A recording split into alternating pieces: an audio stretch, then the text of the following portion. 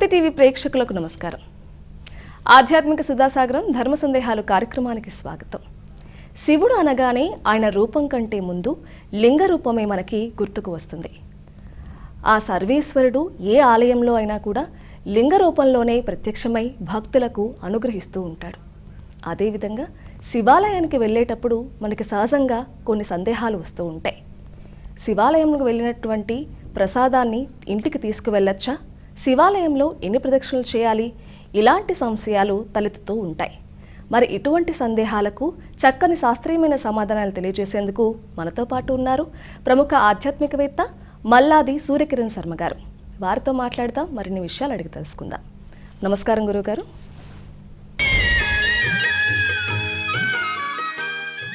ముందుగా మొదటి ప్రశ్నని చూద్దామండి. సీత గారు హైదరాబాద్ నుంచి అడుగుతున్నారు ఈ ప్రశ్నని. శివాలయ దర్శనానికి పాటించాల్సిన నియమాలేమిటి తెలియజేయండి అంటూ అడుగుతున్నారు. ఏ ఆలయ దర్శనానికైనా ప్రాథమికంగా కొన్ని జాగ్రత్తలు అవసరం. అవి ఏమిటి అంటే, ముఖ్యమైనటువంటిది నిశ్చలమైనటువంటి నిర్మలమైనటువంటి మనస్సు. ఏమిటి మనస్సుతోటి కూడినటువంటి సంబంధం ఏమిటి ఆలయ దర్శనానికి అని ఒక ఆలోచన వస్తుంది. ఒక ఆలయము అంటే యంత్ర మంత్ర విశేషణాలతోటి కూడుకొని ఉన్నటువంటి ప్రాంగణం. అది అక్కడ జరిగేటువంటి మంత్రశక్తి మనలో ఒక చైతన్య శక్తిగా రూపాంతరం చెందుతుంది. అందుకనే మీరు సినిమా థియేటర్కి వెళ్ళినప్పుడు కలిగేటువంటి వైబ్రేషన్స్కి, ఒక ఆలయానికి వెళ్ళిన తర్వాత కలిగేటువంటి వైబ్రేషన్స్కి తేడా ఉంటుంది. ఇక్కడ కలిగిన ప్రశాంతత ఇంకెక్కడా మీకు రాదు. ఎందుకు అంటే ఆ మంత్రశక్తి మనలో కలిగించినటువంటి చైతన్యం. అందుకని ఆలయానికి వెళ్ళడానికి, ఏ ఆలయమైనా, శివాలయమైనా మరి ఏ ఇతర ఆలయానికైనా సరే వెళ్ళడానికి కావలసినటువంటిది, మనలో 100 సమస్యలు ఉండవచ్చుగాక. ప్రతి మనిషికి సమస్యలు సహజంగా ఉంటాయి. సమస్య వచ్చినప్పుడు నకారాత్మకంగా అంటే నెగటివ్ థింకింగ్ తోటి, ఆలోచనలతోటి మనం ఆలయంలోకి అడుగు పెట్టకూడదు. ఇది మొట్టమొదటి జాగ్రత్త. ఒక డాక్టర్ దగ్గరికి వెళ్ళినప్పుడు నేను నా రోగం తగ్గించుకుందుకు వెళ్ళాలి అనుకోవాలి, కానీ నాకు ఈ రోగం ఉందన్న భయంతో వెళితే ఎప్పటికీ రోగం తగ్గదు. అలాగే ఆలయానికి వెళ్ళినప్పుడు కూడా ఒక సకారాత్మక పాజిటివ్ థింకింగ్తో వెళ్ళాలి. నేను ఈ సమస్య నుంచి గట్టెక్కేలా ఒక దైవీకమైనటువంటి శక్తిని పొందాలి అనేటువంటి ఆలోచన సరళితోటి మనం ఆలయానికి వెళ్ళాలి.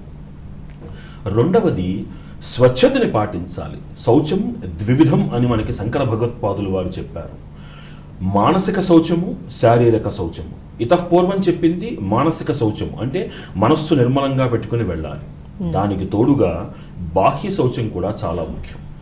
భగవంతుడు ఎక్కడైనా ఉన్నాడు, ఎలాగైనా ఉన్నాడు అనే వితండవాదనలు పనికిరావు. శరీరం ఎప్పుడైతే శుచిగా ఉంటుందో, శరీరంలో నుంచి వచ్చేటువంటి పరిమళాలు ఏవైతే ఉన్నాయో అవి మనస్సుకి ఆహ్లాదాన్ని కలిగిస్తాయి. ఉదాహరణకి, ఒక చెడు వాసన కలిగిన ప్రాంతంలో ఉన్న మనిషికి సువాసన కలిగిన ప్రాంతంలో ఉన్న మనిషికి తేడా ఉంటుంది. ఈ భేదం ఎక్కడి నుంచి వస్తుంది అంటే మనస్సుకు కలిగేటువంటి నిర్మలత. ఆ నిర్మలత కోసం శౌచాన్ని పాటించి ఆలయానికి వెళ్ళాలి. ఆలోచన సరళి సానుకూలంగా ఉండాలి. మూడవది, ఒకసారి ఆలయ ప్రవేశనం చేసిన తర్వాత మనస్సు ఒక కోరిక యందు లగ్నమై భగవంతుణ్ణి ప్రార్థించాలి తప్ప అన్యమైనటువంటి ఏ పరాచికాలు ఆలయంలో ఆడరాదు.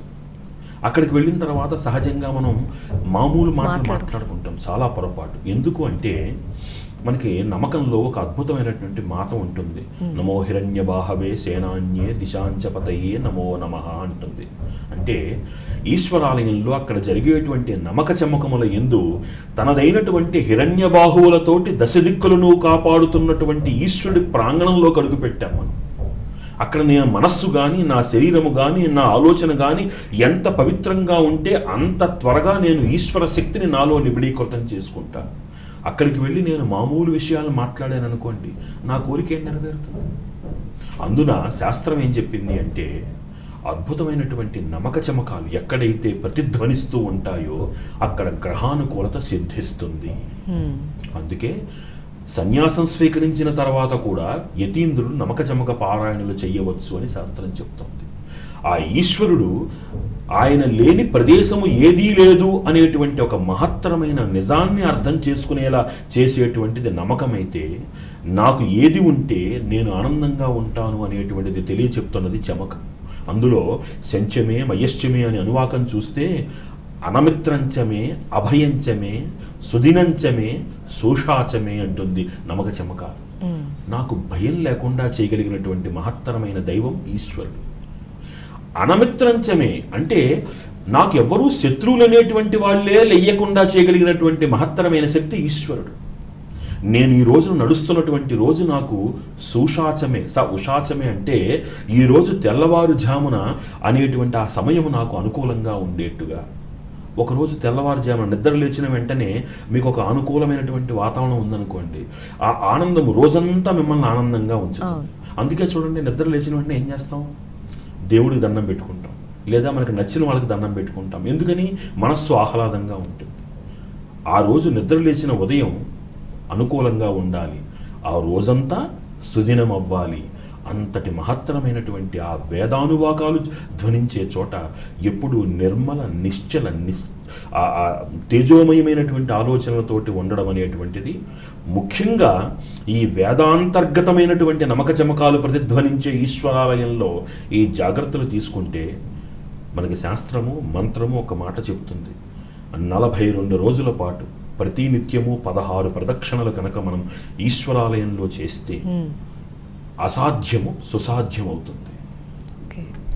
అంతటి మహత్తరమైన శక్తి ఎక్కడి నుంచి వస్తుంది అంటే, ఇన్ని జాగ్రత్తలు పాటించి ఈశ్వరుని కనుక ప్రదోష వేళ ఆ ఆలయంలోకి వెళ్ళి ప్రతి నిత్యము 16 ప్రదక్షిణలు దీక్షగా 42 రోజుల పాటు చేస్తే నాకు ఇది జరగదు అనుకున్న విషయం జరిగి వారు ఆనందంగా ఉంటారు. అలాంటి ఒకటి కాదు తార్కాణాలు అనుభవించిన వాళ్ళకి కోకొల్లారు. కాబట్టి ఈ జాగ్రత్తలతోటి శివాలయ దర్శనం చేసుకుంటే మంచి ఫలితాలు కలుగుతాయి. మరొక ప్రశ్న చూద్దాం గురుగారు. రామలక్ష్మి గారు అడుగుతున్నారు విజయనగరం నుంచి ఈ ప్రశ్నని. శివుణ్ణి నంది కొమ్ముల్లో నుంచి ఎందుకు చూస్తారు? ఒక్కసారి మనం రామాయణంలో ఉన్నటువంటి రావణ గాథని కనుక పరిశీలిస్తే, రావణాసురుడు ఈశ్వర దర్శనం కోసం వెళ్ళినప్పుడు అడ్డం వచ్చినటువంటి నంది ఈశ్వరుణ్ణి రావణాసురుడు అవహేళన చేస్తాడు. నీ అనుమతి నాకేంటయ్యా అంటాడు. అని అతన్ని అవహేళన చేసినప్పుడు నంది ఈశ్వరుడు రావణాసురుణ్ణి శపిస్తాడు. ఇది గాథ ఉంది మనకి. నన్ను చూసి నీవు పరిహసించావు కాబట్టి నీకు వానరులతోటి భంగపాటు కలుగుతుంది అంట. అదే మనకి ఆ రాయబారంలో రావణాసురుడి యొక్క ఆ లంకని హనుమంతుల వారు తగలబెట్టడం, వారి చేతిలో పరాభవం రావణాసురుడు పొందడం జరుగుతుంది. ఏ ఆలయానికి వెళ్ళినా ఆ ఆలయంలో ఒక క్షేత్రపాలకుడు, ఆ ఆలయానికి ఉండేటువంటి వాహనం, ఇవి చాలా ముఖ్యం. అందుకనే విష్ణుఆలయంలోకి వెళితే స్వామివారి ఎదురుగుండా మనకి గరుత్మంతుడు, నంది ఈశ్వరుడు ఎదురుగుండా ఉంటారు. సూక్ష్మంగా గమనిస్తే వీటిలో అంతర్లీన మంత్ర రహస్యాలు కొన్ని ఉన్నాయి. ఆనంది విద్యా నటేశ్వరి అని లలితా సహస్రనామముల యందు ఒక నామం కనబడుతుంది.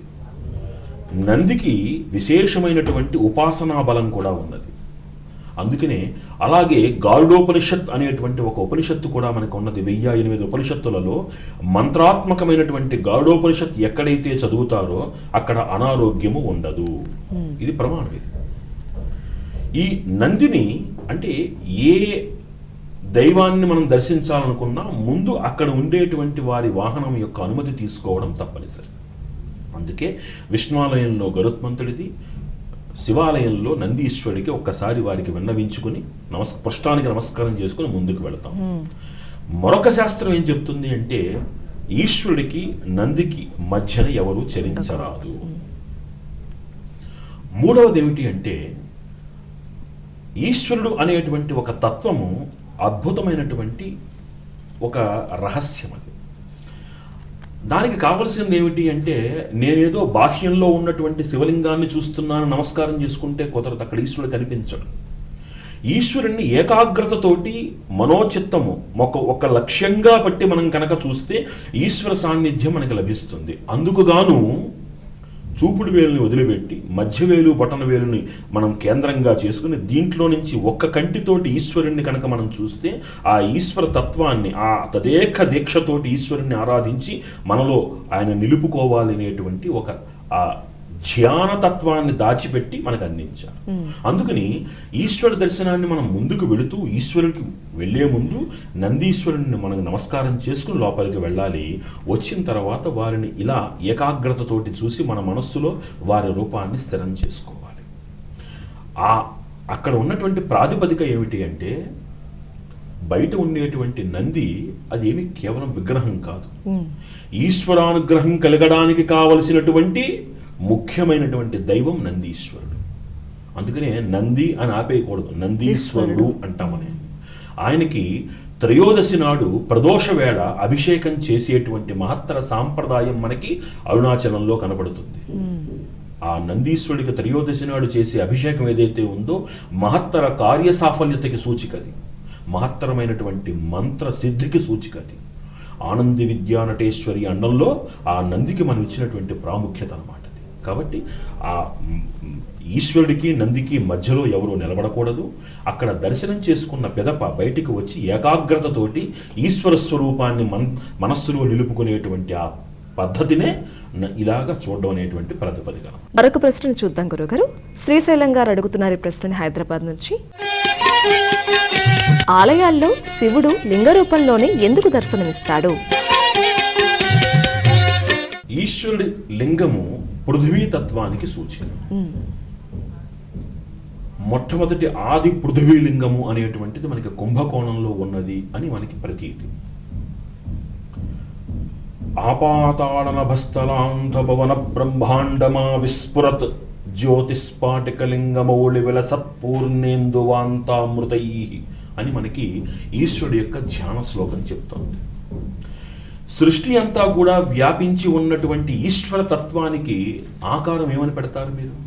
పాతాళము నుంచి ఆకాశం వరకు కూడా ఈశ్వరుడు వ్యాపించి ఉన్నాడు. ఎలా ఉన్నాడు? జ్యోతిస్ఫాటికలింగమౌళి విలసత్పూర్ణేందు వాంతామృతై.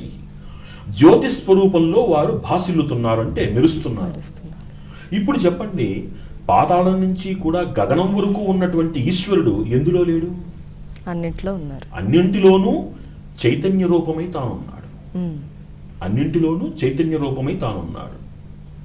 మరి ఈ ప్రకృతి అంతా కూడా వ్యాపించి ఉన్నటువంటి, అంటే ఈ విశ్వమంతా వ్యాపించి ఉన్నటువంటి ఆ ఈశ్వర తత్వము ప్రకృతితో కలిసినప్పుడు ఏమవుతుంది? అది చైతన్యం అవుతుంది. జాగ్రత్తగా గమనించండి. ఈశ్వరుడు సతీదేవి వియోగం తర్వాత ఏమయ్యాడు? ఆయన చైతన్యరహితుడై ఆయన ధ్యానంలోకి వెళ్ళిపోయాడు.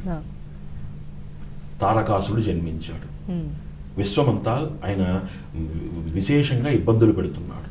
అప్పుడు అందరూ ఏం చేశారు? ఈశ్వరుడికి పార్వతీదేవితో కలిగేటువంటి సంతానము వలన తారకాసుడు సంహరింపబడతాడు అని చెప్పారు. మరి ఈశ్వరుడు ఎందుకు చంపలేకపోయాడు? ఆయన ఈశ్వరుడు అంతే అంత మహత్తర శక్తివంతుడు కదా.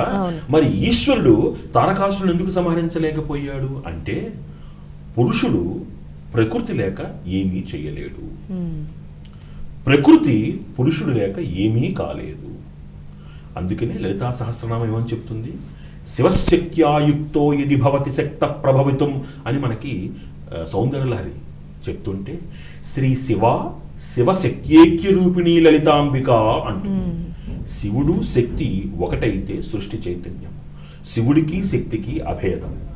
అలా ఈ సృష్టిని నడిపించేటువంటి, ఈ సృష్టి విలాసానికి హేతువైనటువంటి పురుష స్వరూపంగా స్వామివారు పృథివ్యాత్మకమైనటువంటి లింగ రూపంలో ఉంటే, అమ్మవారు ప్రకృతి రూపంలో ఆవిడ ఈ సృష్టిని నడిపిస్తున్నారు. ఆవిడ అందులో ఆ లింగ స్వరూపంలో ఆంతర్యం ఏమిటి అంటే అది ప్రకృతితో కలిసి సృష్టిలో చైతన్యం నింపేటువంటి మహత్తరమైనటువంటి చైతన్య స్వరూపముగా మనకు అర్థం అవుతుంది. అక్కడ ఇంకా సృష్టి విలాసమంతా వ్యాపించి ఉన్నటువంటి ఈశ్వరుడు ఎందులో లేడు? ఇందాక చెప్పుకున్నట్టుగా అన్నింటిలోనూ తానై ఉన్నప్పటికీ కూడా ఇక్కడ అంతా గాలి ఉంది. కానీ నాకు మాత్రమే గాలి కావాలంటే ఫ్యాన్ వేసుకోవాలి, అంతేనా? అలా సృష్టి అంతా వ్యాపించి ఉన్నటువంటి ఆ చైతన్యము మనకి మన ఈ అభీష్ట సిద్ధి కోసము, చైతన్యము కోసము ఒక స్వరూపంలోకి కావాలి అంటే ఆ ఆకారం యొక్క అంతరార్థమే శివలింగ రూపం. ఆ శివలింగం మళ్ళీ 3 భాగాలుగా, కింద విష్ణువు, మధ్య బ్రహ్మ, పైన ఈశ్వరుడుగా దాన్ని వర్ణించడం జరిగింది శివమహాపురాణము. అంతటి మహత్తరమైనటువంటి లింగ స్వరూపము అంటే సృష్టిని నడిపించేటువంటి పురుష స్వరూపముగా చెప్పబడుతుంది. మరొక ప్రశ్నను చూద్దాం గురుగారు. రాజేష్ గారు గుంటూరు నుంచి అడుగుతున్నారు ఈ ప్రశ్నని. చాలా ఆలయాల్లో శివలింగాన్ని తాకనిస్తారు, ఎందుకు? మానవ ప్రతిష్టమైనటువంటి ఆలయాలలోకి ఎవరైనా వెళ్ళవచ్చు, వెళ్ళి అందులో ఈశ్వరుడికి అభిషేకం చేసుకోవచ్చు. దేవతా ప్రతిష్ఠ కలిగినటువంటి ఆలయాలలోకి మాత్రము కొంత సాంప్రదాయాన్ని, కొన్ని నిషిద్ధాలని పాటించి తీరాలి. ఎందుకు పాటించాలి అంటే అక్కడ ఉన్నటువంటి ఆ మంత్రాత్మ శక్తిని అందరికీ అందించడు. ఇప్పుడు ఒక ఆలయం యొక్క సంకల్పం ఏమిటి అంటే ఏదో కొద్ది మందికి మాత్రమే దాని ఫలితం దక్కాలని కాదు. కర్త కారయీత చేవ ప్రేరకో అనుమోదకశ్చ సుకృతం దుష్కృతం చేయవ చత్వారి సమభాగిన అంటుంది శాస్త్రం. చేసేవాడు, చేయించేవాడు, అది చెయ్యడానికి కారకుడైనటువంటి వాడు, వారిని ప్రేరేపించేటువంటి వాడు, అది చెడ్డ పనైనా మంచి పనైనా అందరూ సమభాగమే. ఒక పురోహితుడు లోపలికి వెళ్ళి అభిషేకం చేస్తూ మన గోత్రనామాలు చెప్తున్నారు అనుకోండి, ఆ ఫలితము పురోహితుడికి ఎంత వస్తుందో చేయించుకునేటటువంటి ఆ కర్త యజమానికి కూడా అంతే వస్తుంది. నేను లోపలికి వెళ్ళి చేస్తేనే ఫలితం వస్తుందా? ఇది కొందరు ఆలోచన. అసలు మనం ఏం చేయగలం దానికి? ఒక్కొక్కసారి ఇప్పుడు డాక్టర్ ఉన్నాడు, డాక్టర్ పని నేను చేయగలనా, నన్ను చేయనివ్వట్లేదు అనుకుంటే అట్లా? ఎవరి పని వాళ్ళు చేయాలి. అందుకు అర్హత ఏమిటి? వారి వారి యొక్క విద్య, జ్ఞానము అక్కడ అర్హతలు. అందుకని దైవ ప్రతిష్టమైనటువంటి మంత్రాత్మకమైనటువంటి కొన్ని ఆలయాల యందు కొన్ని నిషిద్ధాలు పాటించి తీరవలసిందే. ఎందుకని ఆ పవిత్రత ఎక్కడి నుంచి వస్తుంది వాళ్ళకి? అక్కడ వాళ్ళు చేసేటువంటి అనుష్ఠానం మీద ఆధారపడి ఉంటుంది. మానవమైనటువంటి సంబంధాలతోటి మానవులు ప్రతిష్ఠించినటువంటి కొన్ని ఆలయాలు ఉంటాయి, వాటిలో అందరూ వెళ్ళవచ్చు, పోసుకోవచ్చు. అందుకనే వీటికి ఏం చేశారంటే స్థిర ప్రతిష్ఠ, చర ప్రతిష్ఠ అని 2 పెడతారు. ఒక ఆలయంలో యంత్రము మంత్రము కలిసినటువంటి ఒక విగ్రహాన్ని కానీ శివలింగాన్ని కానీ ప్రతిష్ఠించిన తరువాత బయట వాళ్ళు ఎవరూ వెళ్ళకూడదు. ఎవరైనా సరే, నేనైనా వెళ్ళకూడదు. నేను వెళ్ళాలి అంటే కొన్ని నియమాలు పాటించాలి. అందుకని సార్వజనికంగా అందరూ చేసుకునేటందుకు వీలుగా చరప్రతిష్ఠగా ఒక లింగాన్ని పెడతారు. దాంట్లో అందరూ చక్కగా అభిషేకం చేసుకోవచ్చు. మరి లోపల ఉన్న ఈశ్వరుడు, బయట ఉన్న ఈశ్వరుడు ఒకడేనా అంటే, నీ మనస్సు నిర్మలమైతే నువ్వు గుడిలోకి వెళ్ళిన ప్రదేశంలో నువ్వు ఎక్కడ నుంచి ఉంటే అక్కడ ఈశ్వరుడు ఉంటాడు. అందుకనే పెద్దవాళ్ళు ఏం చెప్తారు, సాధకుడు క్షేత్రాన్ని వెతకడు, తానున్న ప్రదేశాన్ని క్షేత్రంగా మారుస్తాడు. అది అనుష్ఠానం యొక్క బలం, అది భక్తి యొక్క బలం. భగవంతుడు చూసేటువంటిది శ్రద్ధావాన్ లభతే జ్ఞానం. భగవంతుడు చాలా స్పష్టంగా చెప్పాడు ఏమని, పత్రం పుష్పం ఫలం తోయం యోమే భక్త్యా ప్రయచ్చతు. నువ్వు కనుక భక్తితోటి నాకు ఫలం ఇచ్చినా పుష్పం ఇచ్చినా ఏదిచ్చినా నేను దాన్ని స్వీకరిస్తాను. అంతే తప్ప అక్కడ చూసేటువంటిది ఆర్భాటాన్ని చూడడు. నేను రంగు డ్రెస్సులు వేసుకొచ్చానా, ఆర్భాటంతో వేదం చదివానా, ఏమీ చూడడు. భక్తికి జ్ఞానము కొలమానము కాదు. భక్తికి కొలమానం ఏమిటి? శ్రద్ధ, ఆర్తి. ఆనాడు ఆ తిన్నడు భక్త కన్నప్పగా మారాడు అంటే అందులో ఈశ్వరుడు ఏం చూశాడు? నాకు ఎంగిలి కూడి పెట్టాడని చూశాడా, లేకపోతే ఇంకోటి చూశాడా? లేదు, వాడి ఆర్తిని చూశాడు. నా స్వామి అన్నం తినలేదు, ఆకలితో ఉన్నాడు అని ఆ పచ్చి మాంసం పెట్టినా భుజించాడు ఆయన. భగవంతుడు చూసేది ఎప్పుడూ కూడా ఆర్తిని, భక్తిని, శ్రద్ధని 3 చూస్తాడు. మిగతావన్నీ కూడా మనం చెప్పుకుందుకే. కాబట్టి తాకడము తాకకపోవడం అనేటువంటిది ఆయా ఆలయాల యొక్క సాంప్రదాయాన్ని బట్టి అక్కడ పవిత్రతను నిలబెట్టడానికి తీసుకునే నిర్ణయాలే. గురుగారు, ఈనాటి ధర్మ సందేహాలు కార్యక్రమంలో భాగంగా మరి ప్రేక్షకులు అడిగిన సందేహాలకు చాలా చక్కని సమాధానాలు తెలియజేశారు. ధన్యవాదాలు. శ్రీరాములు.